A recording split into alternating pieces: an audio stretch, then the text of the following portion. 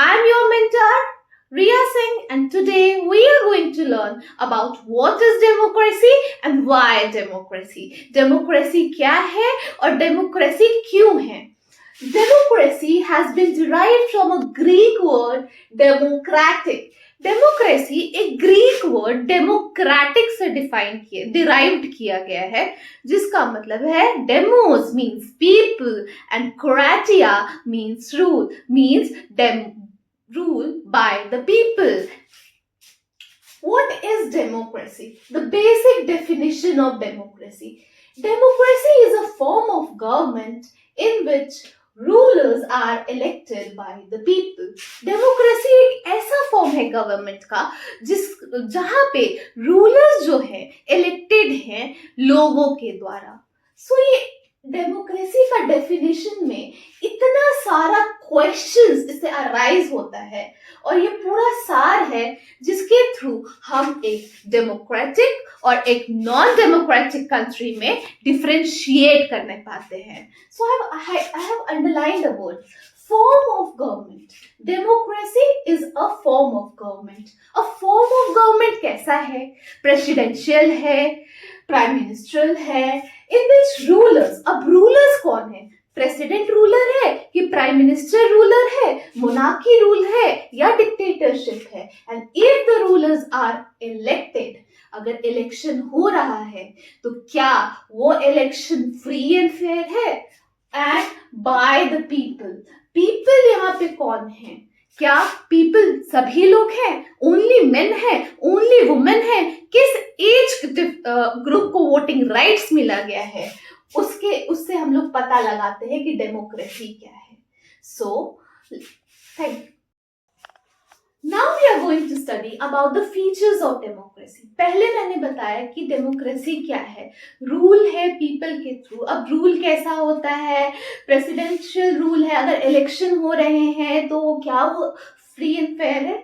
ये सब का क्वेश्चंस का आंसर हम लोग 3 केस स्टडीज के थ्रू निकालने वाले हैं. पहला केस स्टडी है पाकिस्तान का, फिर China and then Mexico. So, in October 1999, Pakistan General Pervez Musharraf led a military coup. उसने एक military coup establish किया and he overthrew the democratically elected government and he himself declared himself the chief executive of the country. और अपने आप को self elected कर लिया और chief executive of the country establish करवा दिया. After that, to attain the legitimacy, later he changed his designation to president and in 2002 held a referendum in the country that granted him 5 years of extension. 5 साल का extension period उसे मिला. और referendum क्या होता है? यहाँ पे क्वेश्चन अराइज होता है. Referendum means voting. It is a kind of a voting process जिसमें लोग यस या नो करके अपने लीडर्स को इलेक्ट करते हैं. Then what happened? Protest against referendum. अब ये जो रेफरेंडम स्टार्ट किया गया था जनरल परवेज मुशर्रफ ने, जिसने अपने आप को पाकिस्तान का प्रेसिडेंट घोषित कर दिया गया, इसके ऊपर एक प्रोटेस्ट स्टैब्लिश हो गया. अब ये प्रोटेस्ट किसने किया? पाकिस्तानी मीडिया ने ये प्रोटेस्ट किया दैट रेफरेंडम जिस हिसाब से वो वोट लिए हैं वो इलीगल प्रोसेस के थ्रू हुआ है, उसमें डर्टी ट्रिक्स प्ले किया गया है, ये अनजस्ट रूल्स के साथ इन्होंने अपने आप को प्रेसिडेंट बनाया है. And then what happened again? Legal framework order 2002, he started amending the amendment in the constitution of Pakistan. जो संविधान था उसमें उन्होंने अमेंडमेंट स्टार्ट कर दिया गया. उन्होंने अमेंडमेंट स्टार्ट किया, मतलब संशोधन लाना स्टार्ट किया, संविधान में चेंजेस लाना स्टार्ट किया. अब इस चेंजेस में क्या होगा? According to this order, the president can dismiss the national and provincial assemblies. Now the elections were held in Pakistan, but the final power rested with the military officer and General Pervez Musharraf. Now I am going to give you a quick recap what we read now. In October 1999, Pakistan General Pervez Musharraf led a military coup. He overthrew the democratically elected government and declared himself the chief executive of the country. Later, he changed his designation to president and in 2002 held a referendum in the country that granted him 5 years of extension. But this referendum was of unjust processes. बहुत सारे unjust processes के through जो referendum में included थे उन्होंने अपने आप को प्रेसिडेंट बनाया. दैट्स व्हाई उस रेफरेंडम का प्रोटेस्ट हो गया पाकिस्तानी मीडिया के through.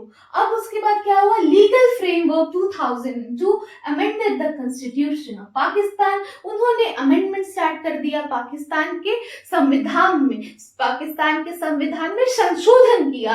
And according to this order the president can dismiss the national and provincial assemblies. इस ऑर्डर के थ्रू जो नेशनल एंड प्रोविंशियल असेंबली है उन्होंने उस ऑर्डर के थ्रू प्रेसिडेंट को ये पावर दिया कि वो लोग नेशनल एंड प्रोविंशियल असेंबली को डिसमिस कर सकते हैं. And the Pakistani and the elections were held regularly but the final power is in with military officers and general Parvez Musharraf. जैसे कि हम लोगों ने पाकिस्तान के बारे में देखा कि पाकिस्तान एक डेमोक्रेटिक कंट्री है या कि नॉन डेमोक्रेटिक कंट्री है. सिंपल सा आंसर यही है कि पाकिस्तान एक नॉन डेमोक्रेटिक कंट्री है बिकॉज जो पावर लाई करता है वो military officers and general Parvez Musharraf के through. Now we are going to study about China. Elections are regularly held after 5 years for electing the country parliament. हमेशा चाइना में 5 साल के बाद इलेक्शन होते थे. नेशनल पीपल कांग्रेस ये जो है कंगाओ रेमनिन दाई बियाओ दाहुई. The National People Congress has the power to appoint the president of the country. अब जो नेशनल पीपल कांग्रेस है उसके पास पावर है कंट्री के प्रेसिडेंट को इलेक्ट करने का. So it has nearly 3000 members elected from all over China. और जो मेंबर्स इलेक्टेड हैं उनको अप्रूवल चाहिए चाइनीज कम्युनिस्ट पार्टी का. Only those who are the member of Chinese Communist Party or 8 smaller party aligned to it were allowed to contest the election. अब जो लोग member है चाइनीज कम्युनिस्ट पार्टी के या फिर स्मॉलर 8 अलाइंड पार्टीज के उन्हीं को इलेक्शन कंटेस्ट करने का मौका दिया जाता है. The government is always formed by the Communist Party. यहाँ पे जो गवर्नमेंट है वो हमेशा कम्युनिस्ट पार्टी के थ्रू ही फॉर्म किया गया है. Just a quick revision of that. China के में हमेशा 5 साल पे इलेक्शन होता है. नेशनल पीपल कांग्रेस में के पार्लियामेंट में कंगाओ रेमनिन दाई बियाओ दाहुई है. National people congress has the power. तो नेशनल कांग्रेस पीपल के पास पावर है प्रेसिडेंट को अपॉइंट करने का and it has total 3000 member across China who has been elected and those who have been elected should need the approval of the Chinese Communist Party. Only those who are the member of the Chinese Communist Party or 8 smaller party aligned to it were allowed to contest the election. The government is always formed by the Chinese Communist Party. So, इसमें भी question arise होता है कि is China a democracy? The simple answer is no, because the democracy में people centric लोग होता है. I have taught you that rule by the people. यहाँ people का कुछ है ही नहीं. एक ही पार्टी है चाइनीज कम्युनिस्ट पार्टी और वही हमेशा पावर में रहती है. So again, China is also a non-democratic country. Now, the third case we are going to study about is Mexico. Since its independence in 1930, Mexico hold election after every 6 years to elect its president. हमेशा 6 साल के बाद Mexico में election होता है to elect its president. The country has never been under military rule or dictator's rule. Country कभी भी ना तानाशाही में रही है ना मिलिट्री रूल में रही है. But till 2000, every election was won by a party called PRI, Institutional Revolutionary Party. अब यहाँ पे एक बात समझ नहीं आता है कि हमेशा ये PRI ही क्यों जीतती है. है। पीआरआई इसलिए जीतती है because it uses dirty tricks to win the election, corruptions करती है, डर्टी ट्रिक्स यूज किया जाता है, पोलिंग बूथ्स के साथ छेड़छाड़ किया जाता है, इसीलिए पीआरआई हमेशा until 2000 पावर में रही है। अब what is the comparison? Now we are going to do the comparison between China case and Mexico case. After studying the China case and Mexico case, we come to a conclusion that the democracy must be based on a free and fair election where those currently in power have the fair chance of losing. Now we are going to study about some of the important questions that might be asked during your examination. ये very short answer type question है. What is democracy? A democracy is a form of government in which rulers are elected by its people. As simple as that. For one marker you should write this, but जैसे ही marks increase होता है you should explain this, that democracy has been derived from a Greek word that is democratic. Demos means people and kratia means rule, so rule by the people. And after that you write the definition that democracy is a form of government in which rulers are elected by its people. So what does demo means in Greek? Demos means people, and what kratia means in Greek? Kratia means rule. What is the main feature of democracy? One of the most important feature of democracy is that democracy is people-centric. All the power lies in the hand of the people. Now it's the quiz time. Quiz. The first question is that the word democracy comes from the Greek word. From which Greek word? That is option number B, democratia. Who led a military coup in Pakistan in 1999? So, Parvez Musharraf. What is meant by universal adult franchisee? Universal adult franchisee हम लोग 6 से पढ़ते आ रहे हैं। Universal adult franchise का मतलब ये होता है कि जो भी एडल्ट्स हैं हमारे कंट्री के वो all are eligible to vote. So option number C, right to vote to all adults. Now we are going to study about one person, one vote and one value. एक person, उसका एक vote और उस vote का एक समान value. In a democratic country, how do we vote? We vote through the process of universal adult franchisee. अब universal adult franchisee होता क्या है? In the process of universal adult franchisee, each and every adult citizen of the country have the right to vote. So यहाँ पे 3 countries के बारे में दिया गया है जहाँ पे इक्वल वोट का डिनायल हुआ है। Until 2015, Saudi Arabia women do not have the right to vote. 2015 तक सऊदी अरेबिया के जो वुमेन है उन लोगों के पास राइट टू वोट नहीं था। And then comes Estonia. अब एस्टोनिया कहाँ है? एस्टोनिया एक बाजू वाली कंट्री है रशिया के।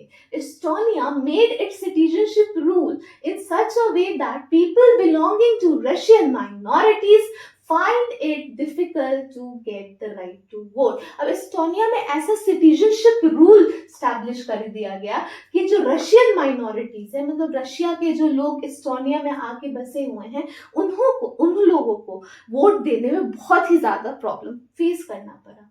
Now is Fiji. The electoral system of Fiji is such that the vote of an indigenous Fiji is more than that of an Indian Fiji. अब indigenous Fiji कौन होते हैं? जो वहां से जन्म से ही रह रहे हैं, वो इंडिजीनियस फिजी हैं।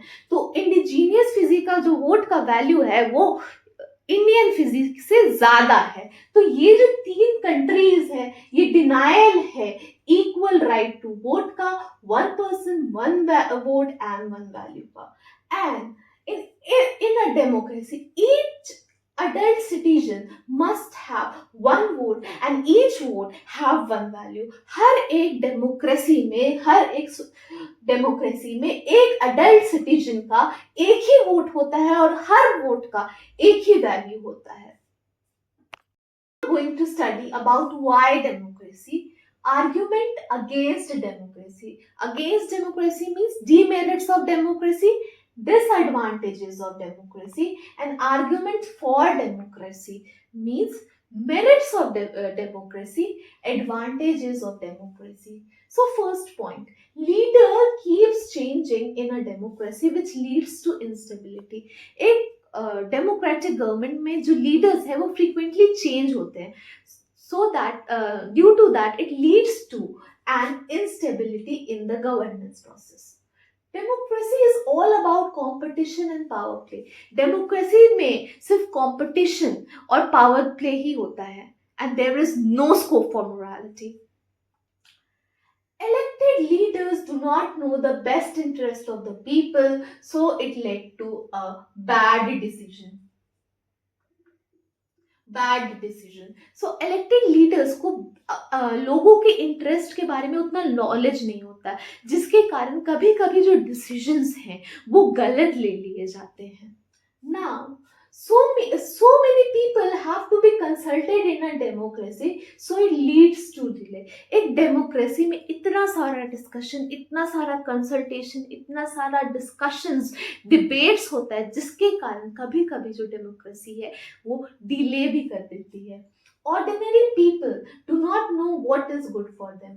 ऑर्डिनरी लोगों को पता नहीं रहता है कि उन लोगों के लिए क्या अच्छा है, so they do not decide anything. वो लोग कुछ डिसाइड नहीं करते हैं. So these are the 5 points which are the argument against democracy. Again I am repeating, against democracy, argument against democracy means demerits of democracy, disadvantages of democracy. And next point is that argument for democracy.